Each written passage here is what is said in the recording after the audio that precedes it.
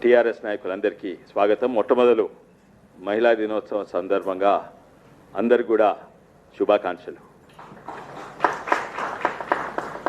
ఈరోజు చాలా సంతోషంగా ఉంది. మాకే కాదు, నేను అనుకుంటా సరూర్ నగర్, మీర్పేట్, జిల్లెలు కూడా ఈ ప్రాంత ప్రజలందరూ కూడా సంతోషంగా ఉన్నారు అనిపిస్తుంది.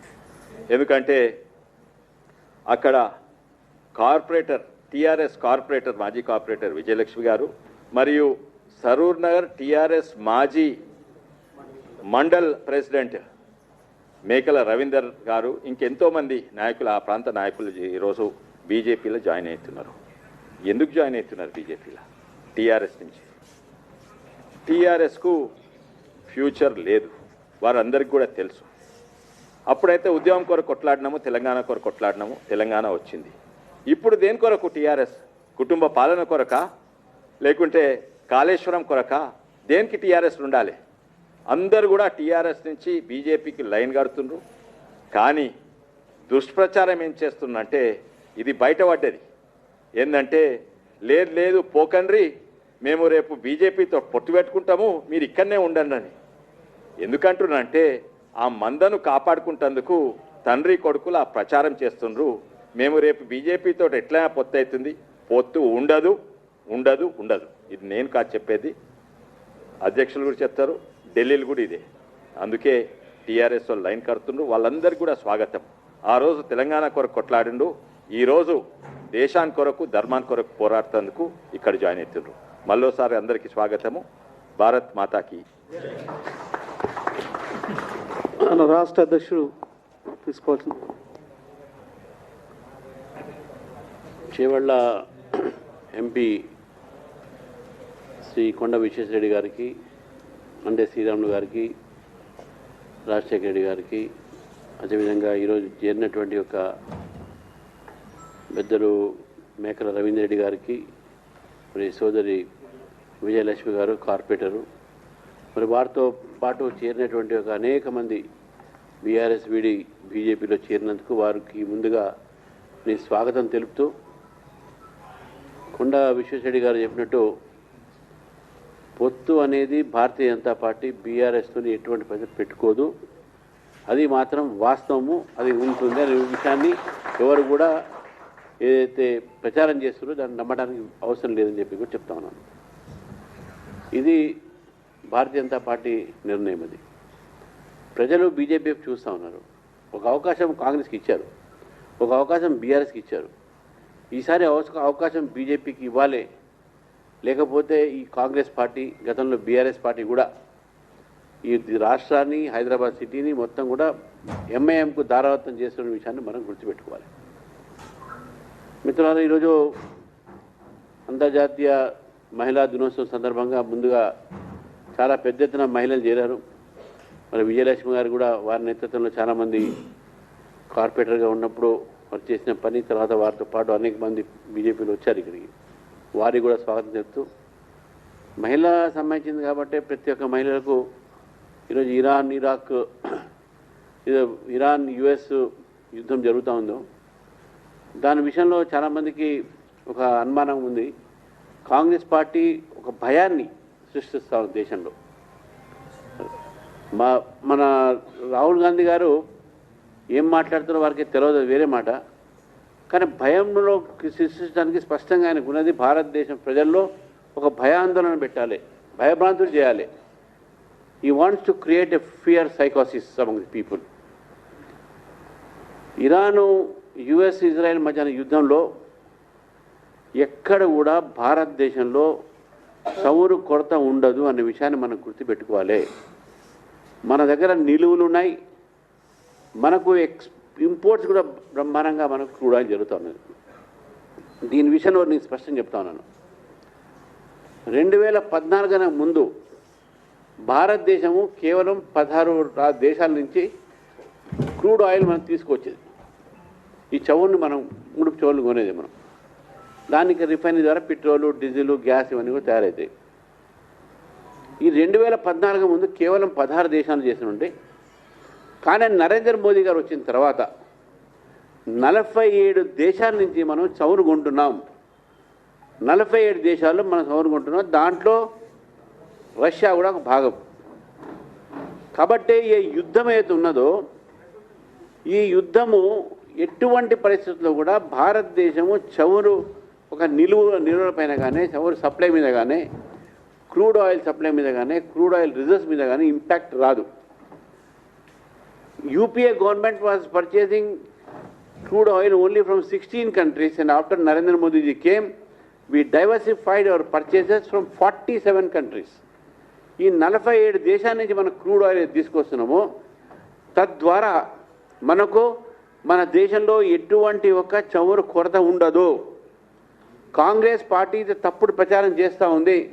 మీరు గ్యాస్ నింపుకోండి, పెట్రోల్ నింపుకోండి, మీ కార్లు నింపుకోండి, ఇదంతా కూడా అబద్ధం. ఎక్కడ కూడా చమురు కొరత రాదు. ఎందుకంటే భారతదేశము చాలా దూరదృష్టితో నరేంద్ర మోదీ గారి ఆలోచనతో 2014 నుంచి వచ్చిన తర్వాత ఇటు రష్యా దగ్గర ఇటు ఇతర దేశాల దగ్గర మనం చమురు కొంటున్నాం. కాబట్టి ఈ యుద్ధం ఒక ఇంపాక్ట్ దీని మీద ఉండదు. ఉంటే వాళ్ళ మీద ఉంటుంది, ఆ దేశాల మీద. నేను చెప్తున్నాను ఎందుకంటే ఈరోజు ఇరాన్లో ఎప్పుడైతే గొడవ అయినాయో భారతదేశము 6.9% ప్రతి సంవత్సరం మనకు డిసెంబర్ వరకు కూడా మనకు పెరుగుతూ ఉన్నది చమురు ఒక సంబంధించినటువంటి యొక్క సప్లై చైన్స్. 40% మనం డైవర్సిఫై అయిపోయినాం. తర్వాత కాంగ్రెస్ ఎప్పుడు కూడా ఇటువంటి ఒక ప్లాన్ చేయలేదు. రెండోది, India diversified from supply to 40 countries. 2025 వరకు మనం 40 దాకా మనం పోయినాం. 27 దేశాల ముందు మనం పెంచి ఇప్పుడు 40 దేశాలకు మనం సప్లై పెంచినాం. అది కాకుండా డొమెస్టిక్ ఫ్యూయల్ ఏదైతే గ్యాస్ ఉన్నది కానీ ఇవేదైనా కానీ ఇది ఎప్పుడు కూడా మన దగ్గర మన ప్రాబ్లం కాదు. మనం ప్రతిదీ కూడా డోర్ ఓపెన్ చేసి పెట్టిన స్ట్రాటజిక్గా మనకు ఆడవాళ్ళకు ముందు మహిళా దినోత్సవం కాబట్టి గ్యాస్ స్టవ్ మీద కానీ గ్యాస్ ప్రైస్ మీద కానీ ఎటువంటి ఒక ప్రభావం పడదు. దానికి మనకు ఉన్నటువంటి ఒక దీంట్లో ఈరోజు డొమెస్టిక్ ఫ్యూయల్ ప్రైస్ మనకు జంప్ కాదు. ఇది direct result of NDA buffer strategy. మనం బఫర్ స్ట్రాటజీ మనం పెట్టుకున్నందుకు ఇది అవుతున్నది. తర్వాత మన ఇంపోర్ట్ కవరేజ్ కూడా మనకు పెరిగింది. అవన్నీ కూడా మనకు రకరకాలైనటువంటి ఒక బెనిఫిట్స్ ఉన్నాయి. అయితే కాంగ్రెస్ పార్టీ చేస్తున్న ప్రచారం అవుతుందో ఈ కాంగ్రెస్ పార్టీని అడుగుతా ఉన్నాను. ఇప్పుడు 2012లో ఇరాన్ సప్లై మన మీద ఆపింది. ఎందుకు ఆపింది? ఇరాన్ సప్లై 2012లో మన మీద ఆయిల్ ఆపింది. దీనికి కారణం ఏంటంటే యూపీఏ ప్రభుత్వము 2005లోనే ఐఏఈఏలో ఇరాన్ సంబంధించినటువంటి ఒక వ్యతిరేకంగా భారతదేశం ఓటేసింది. భారతదేశం ఓటేసినందుకు ఇరాన్ భారతదేశానికి క్రూడ్ ఆయిల్ సప్లై బంద్ చేసింది. ఈ పాపమంతా కూడా కాంగ్రెస్ పార్టీది. యూపీఏ ప్రభుత్వం మన్మోహన్ సింగ్, ప్రణబ్ ముఖర్జీ, ఎస్ఎం కృష్ణ, సోనియా గాంధీ వీళ్ళందరూ కూడా కలిసి భారతదేశం ఒక ఓటు ఇరాన్కు వ్యతిరేకంగా ఓటేసింది. ఈరోజు వీళ్ళు ఇరాన్కు ఫేవర్గా మాట్లాడుతున్నారు. వీళ్ళు ఇరాన్కు వ్యతిరేకంగా ఓటేశారు. ఇది ఈజ్ అన్ రికార్డ్. మళ్ళీ భారతదేశంలో చమురు ఆ రోజు కొరత అయింది.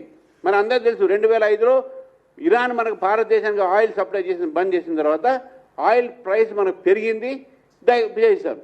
ఈరోజు భారతదేశంలో మొత్తం దేశంలో 9 రూపాయలు పెరిగితే మన దేశంలో కేవలం 1 రూపాయి మాత్రం పెరిగింది. ఇది వాస్తవము.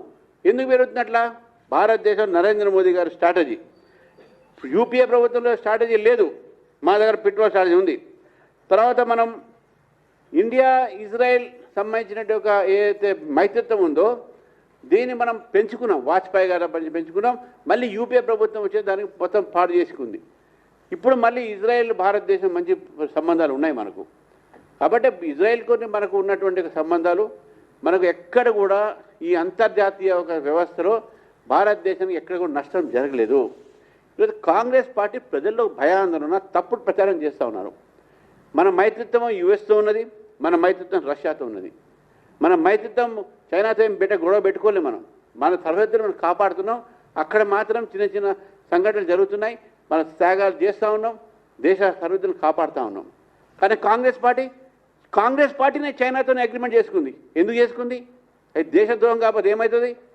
కాబట్టి కాంగ్రెస్ పార్టీని నేను హెచ్చరిస్తున్నాను. మీరు మీ దేశం కోసం మాట్లాడకున్నా పర్లేదు, కానీ దేశ ప్రజలు మాత్రం భయభ్రాంతులు చేయకండి. ఈ దేశ ప్రజలకు ఈరోజు అబద్ధాలు చెప్పకండి. మీకు మర్యాద చేయడం రాదు. మీ ఇండియా అలయన్స్ ప్రెసిడెంట్ ఆఫ్ ఇండియానే అవమానపరుస్తున్నారు, ప్రోటోకాల్ పాటించదు. మీరు ఇక్కడ మీ 6 గ్యారంటీలు ఈ గ్యాస్ స్టవ్ 500 రూపీస్ అవుతుందో అది కూడా ఇవ్వట్లేదు. మీరు కేరళలో పోయి ఇస్తా అని చెప్తా ఉన్నారు. అరే మీరు తెలంగాణ ప్రామిస్ మీరే ఇవ్వట్లేదు, కర్ణాటకలో ఇవ్వట్లేదు, ఇప్పుడు కేరళలో పోయి అబద్ధాలు ఆడుతూ ఉన్నారు అక్కడ ఎలక్షన్స్ కోసం. కాబట్టి కాంగ్రెస్ పార్టీ ఎప్పుడు కూడా ప్రజాహితము దేశహితం గురించి ఆలోచించలేదు. కేవలం అధికారం ఎట్ట రావాలి, అబద్ధాలు ఆడటంలో వాళ్ళు ధీటు. కాబట్టి ఈరోజు ఏదైతే చమురు కొరత మీద ఏదైతే కాంగ్రెస్ పార్టీ మాట్లాడుతుందో ఇట్ ఈజ్ ఆల్ హంబగ్, అబద్ధం. కాబట్టి ఇరాన్ కేసుగా ఓటేసింది ఆ రోజు యూపీఏ ప్రభుత్వం, ఇరాన్తో రిలేషన్ పాటు చేసుకుంది యూపీఏ ప్రభుత్వం, ఇజ్రాయెల్తో రిలేషన్ పాటు చేసుకుంది యూపీఏ ప్రభుత్వం, అమెరికాతో రిలేషన్ పాటు చేసుకుంది యూపీఏ ప్రభుత్వం, అన్ని దేశాలతోనే రిలేషన్ పాటు చేసుకుంది యూపీఏ ప్రభుత్వం. ఇప్పుడు మన ప్రపంచంలో ఒక మంచి స్థానంలో ఉన్నాం. ఇంత పెద్ద గొడవ అవుతున్నా కూడా భారతదేశంలో ఎక్కడ కూడా అలజడి లేకుండా